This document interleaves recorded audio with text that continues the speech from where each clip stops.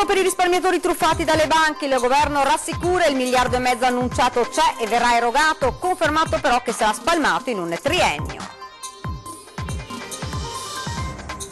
Tagli ai vitalizi dei senatori, festeggia il Movimento 5 Stelle, ma in arrivo una pioggia di ricorsi, la conferma di Maurizio Paniz, legale degli ex parlamentari, un precedente per tagliare le pensioni.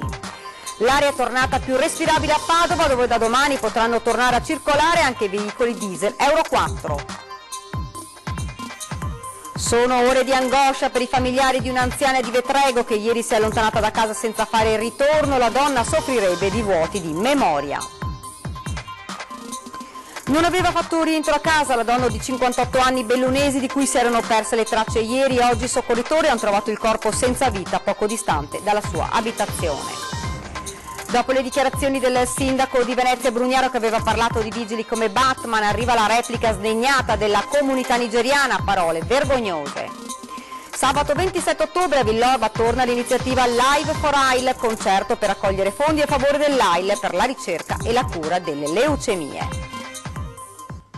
Buongiorno, ben ritrovati, prima edizione nei nostri telegiornali, lo avete dunque sentito dai titoli. In apertura la situazione dei risarcimenti ai risparmiatori truffati dalle banche venete, buone le notizie per i rimborsi, ma sentiamo proprio le ultime novità dal nostro Lucio Zanato. Sì, buone notizie per quanto riguarda i risparmiatori truffati dalle banche, perché i rimborsi sono per 1,5 miliardi in complesso. Le risorse arriveranno dal cosiddetto fondo dei conti dormienti, creato nel 2008, che ora ha una disponibilità ben superiore al 1 miliardo di euro. La somma è custodita dal Ministero dell'Economia ed è alimentata annualmente circa 100 milioni l'anno dai conti dormienti, cioè da tutti quei rapporti bancari non mobilitati da almeno 10 anni. La gestione di questi fondi è della Consap, che raccoglie le domande di rimborso da parte degli eventuali aventi diritto. Allora, i risparmiatori truffati devono intanto vedere l'avviso relativo e il modulo nel sito della Consob e appunto fare domanda di rimborso. Attenzione, perché i beneficiari sono i risparmiatori che hanno già presentato ricorso all'arbitro per le controversie finanziarie istituito presso la Consob e che hanno ottenuto o otterranno entro il 30 novembre prossimo una decisione loro favorevole. La base della norma del milleproroghe a cui fa riferimento appunto questa legge che sta all'interno del decreto di economia e finanza dice sostanzialmente che le domande possono essere presentate anche dai risparmiatori che hanno sottoscritti titoli ammessi da Banca Popolare di Vicenza, Veneto Banca, tramite anche le loro rispettive controllate, cioè Banca Nuova e Banca Apulia.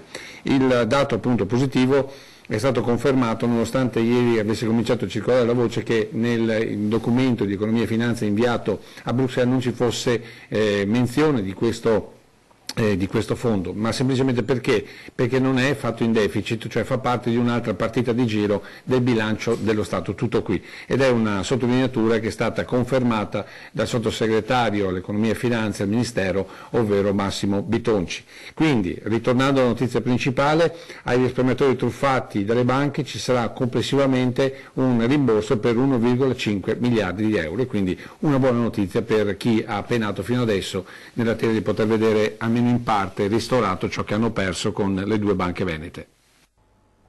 Ed ora invece parliamo dei tagli ai vitalizi dei senatori, festeggia il Movimento 5 Stelle, ma in arrivo una pioggia di ricorsi, la conferma di Maurizio Paniz, legale degli ex parlamentari, un precedente per tagliare le pensioni.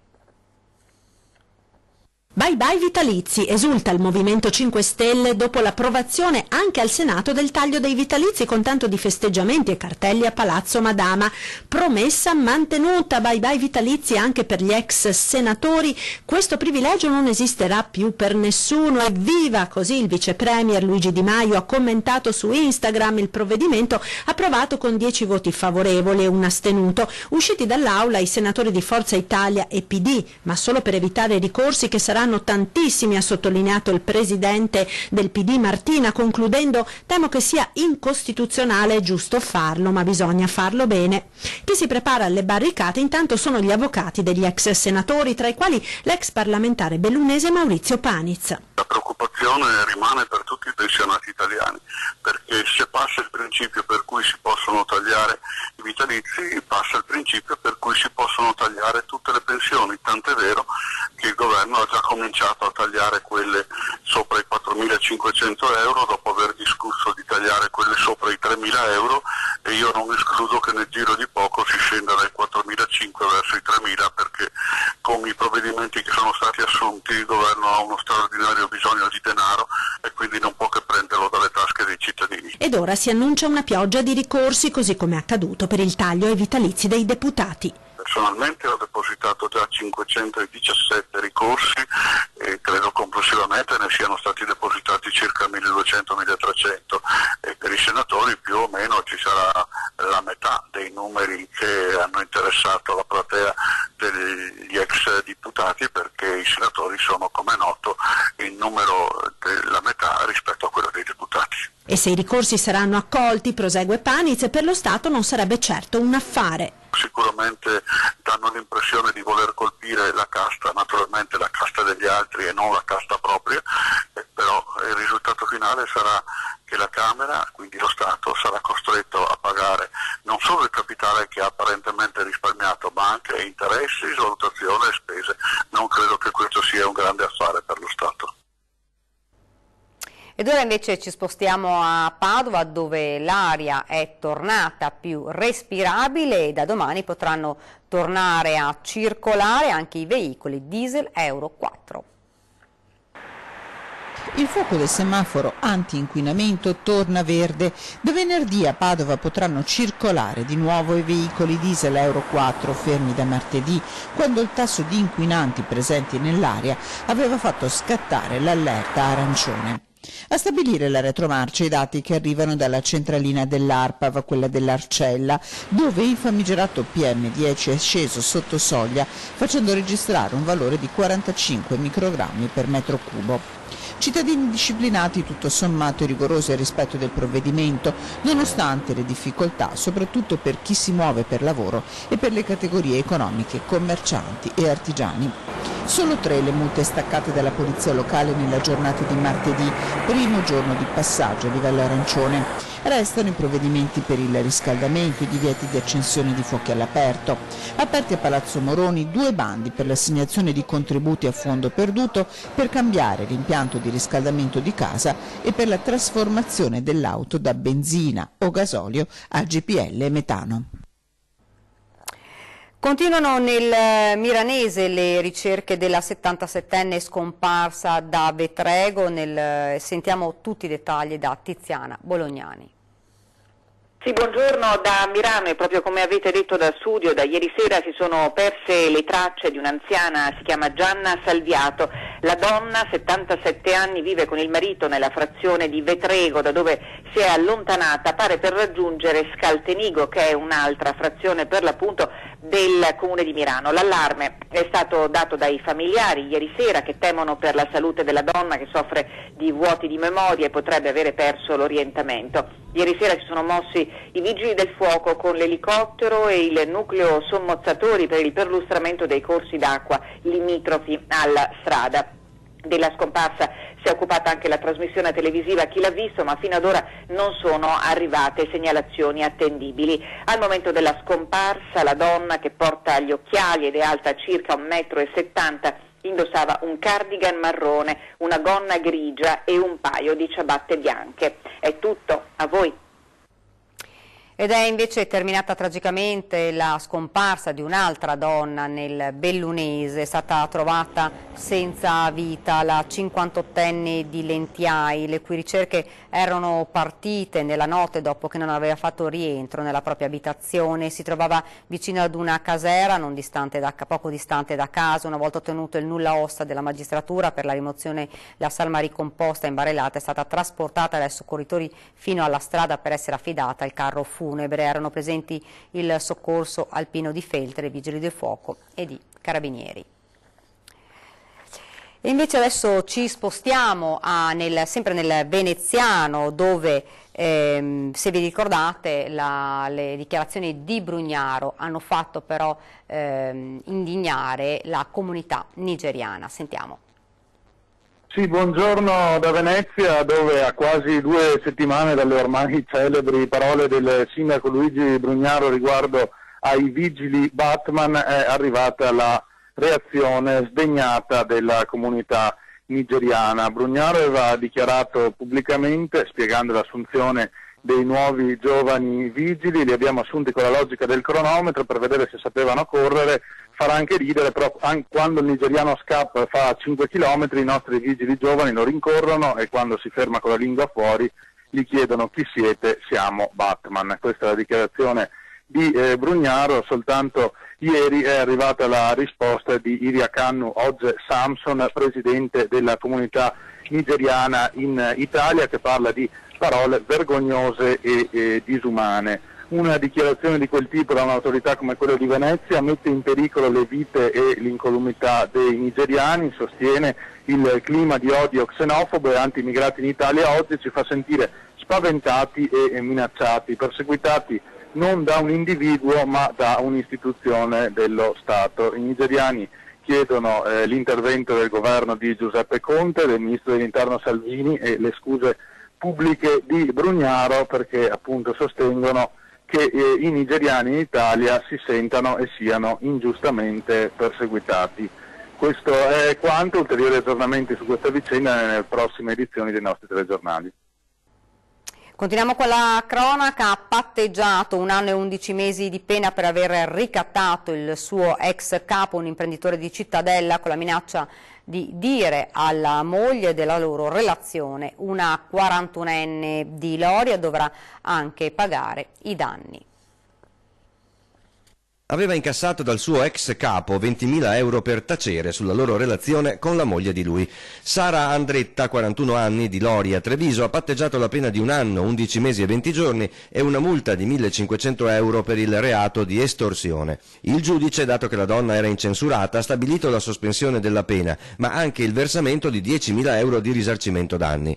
Revocato alla donna anche il divieto di avvicinamento alla vittima, un imprenditore 55enne del Cittadellese, che dopo una serie di minacce e di richieste di altissime cifre di denaro aveva deciso di denunciarla ai carabinieri, che nel maggio scorso misero sotto controllo il telefono dell'Andretta e registrarono le richieste. La donna si è difesa spiegando che era stata assunta a termine, con la promessa da parte dell'uomo di una riassunzione ad aprile, che non è avvenuta nonostante la loro relazione. Pensava che quei 20.000 euro fossero soldi per venirle incontro.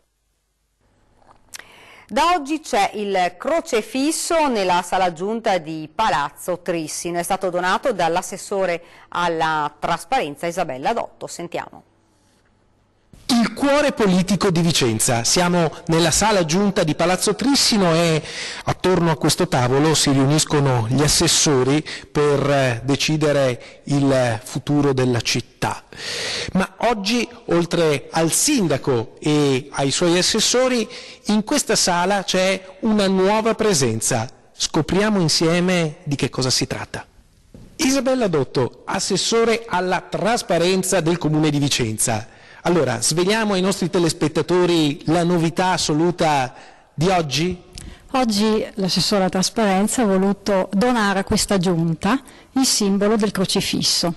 Eccolo qua, lo mostriamo ai telespettatori, è stato appeso proprio davanti al tavolo dove si riunisce la giunta. Per illuminarvi? Esattamente. In quanto il crocifisso è simbolo di quei valori che stanno alla base della nostra tradizione, della nostra cultura, delle nostre radici.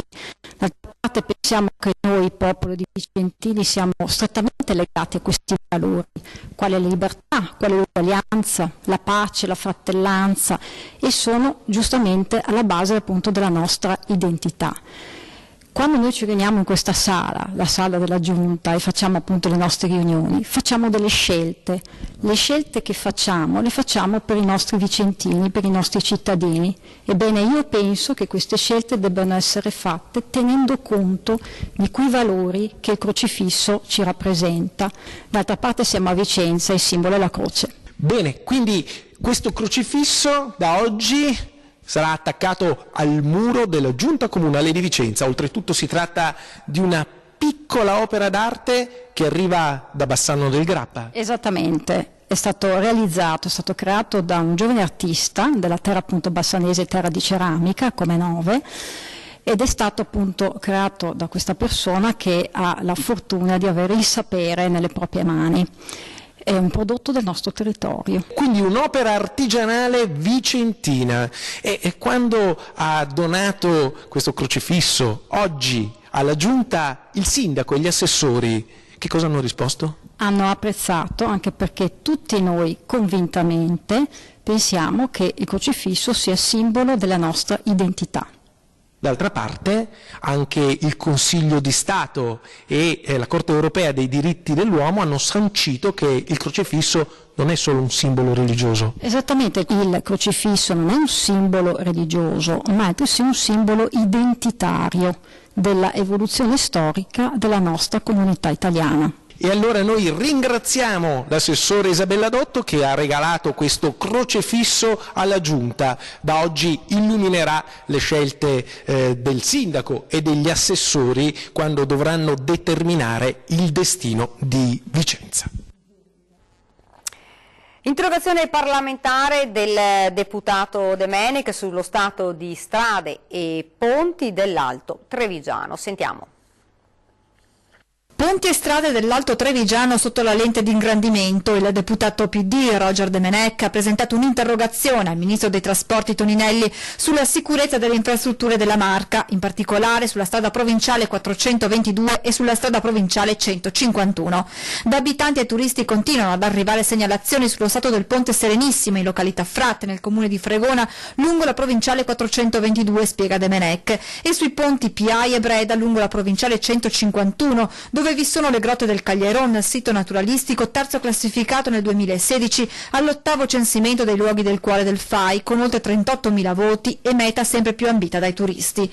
Il deputato Dem chiarisce come alcuni passanti abbiano poi notato e quindi segnalato l'inizio di un cedimento del manto stradale lungo la strada provinciale 422 del Cansiglio, che collega Vittorio Veneto al Pian del Cansiglio, passando per il comune di Fregona. L'onorevole chiede di quali elementi disponga il governo circa la sicurezza della viabilità nei tratti indicati e come intenda attivarsi per tutelare l'incolumità degli utenti.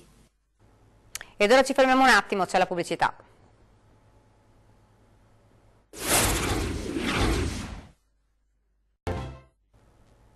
Rieccoci nuovamente in studio con la prima edizione regionale dei nostri telegiornali. Tra i provvedimenti in mano al governo spunta anche l'ipotesi di un reddito universale di 500 euro per i giovani.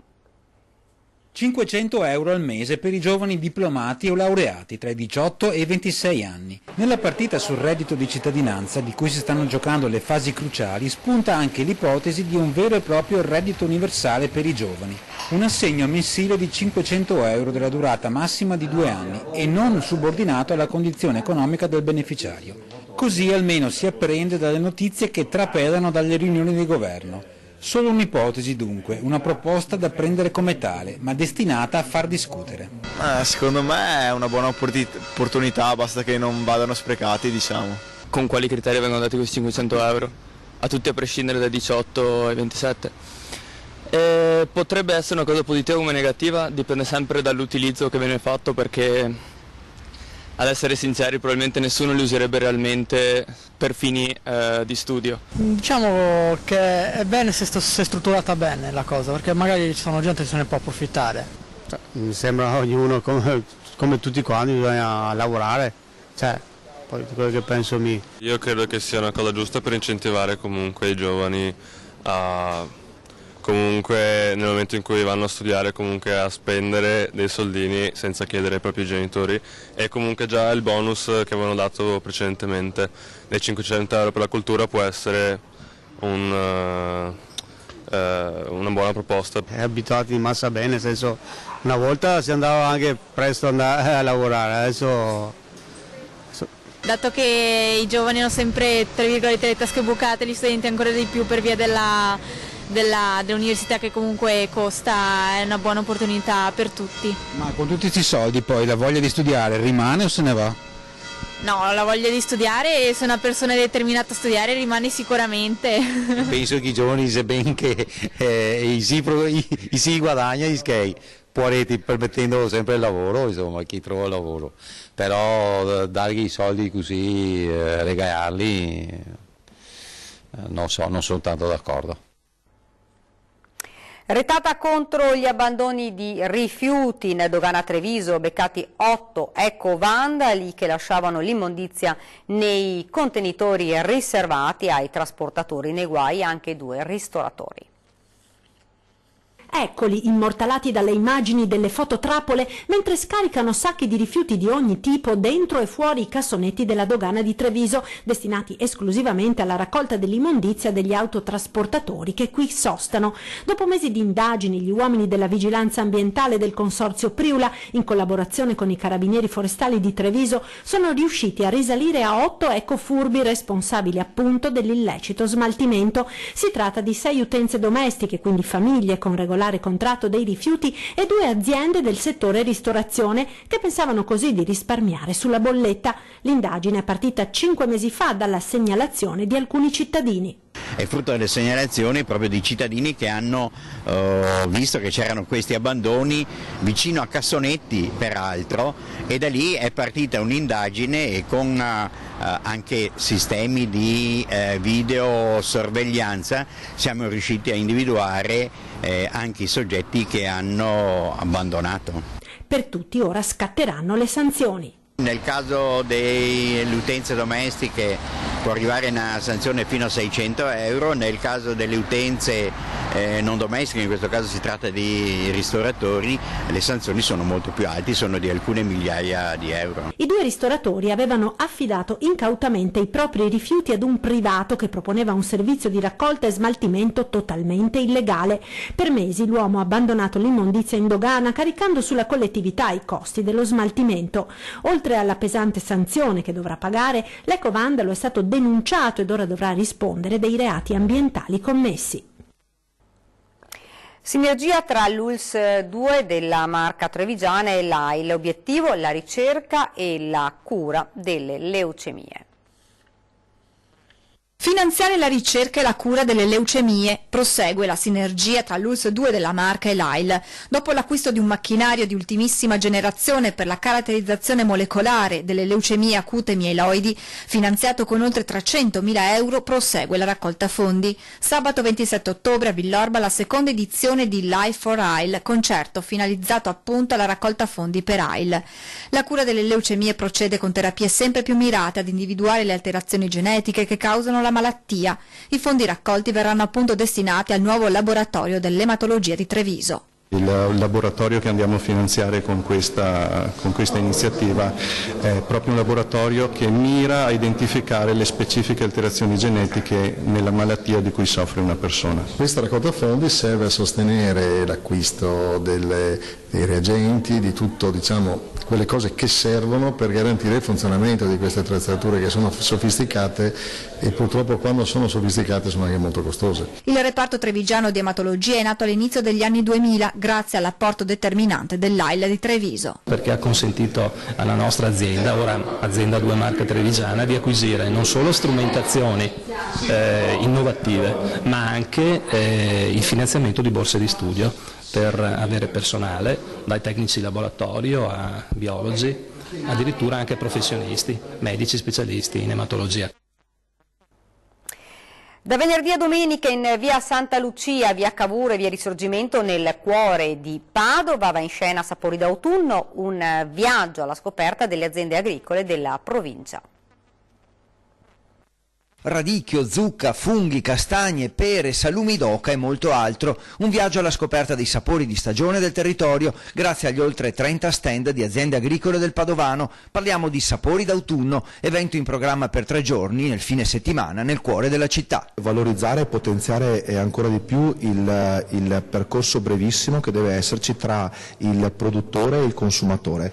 Quindi abbiamo voluto non solo raccontare il nostro prodotto alle alle persone e ai tanti cittadini che verranno a visitare questa bellissima manifestazione, ma glielo raccontiamo anche facendolo degustare. Se c'è un servizio che può fare l'amministrazione comunale di Padova è proprio sviluppare questo consumo consapevole, perché nella misura in cui sappiamo quello che acquistiamo e consumiamo andiamo anche a dare forza alle produzioni di qualità. In piazza Garibaldi un punto informativo della provincia sulle iniziative e attività turistiche legate ad agriturismi, fattorie didattiche e turismo rurale. Un bel incontro tra i cittadini di Padova, i cittadini della provincia di Padova e i produttori agricoli che offriranno il loro meglio. Conoscere i prodotti del nostro territorio e le eccellenze che vanno dai salumi al vino, alle farine, e credo che più ne ha più ne metta, e conoscere i prodotti agricoli significa conoscere anche il territorio. L'agricoltore che porta direttamente il proprio prodotto e racconta come e dove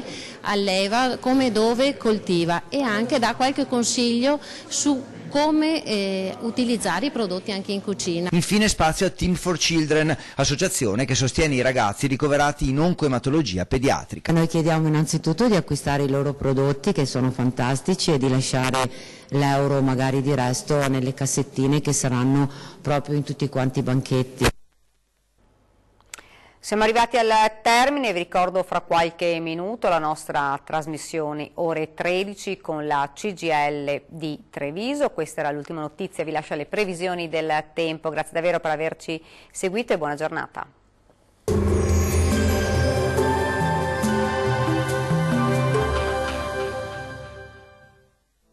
Ben ritrovati al meteo. Sulle nostre regioni sarà una giornata all'insegna del bel tempo, ma vediamo il dettaglio.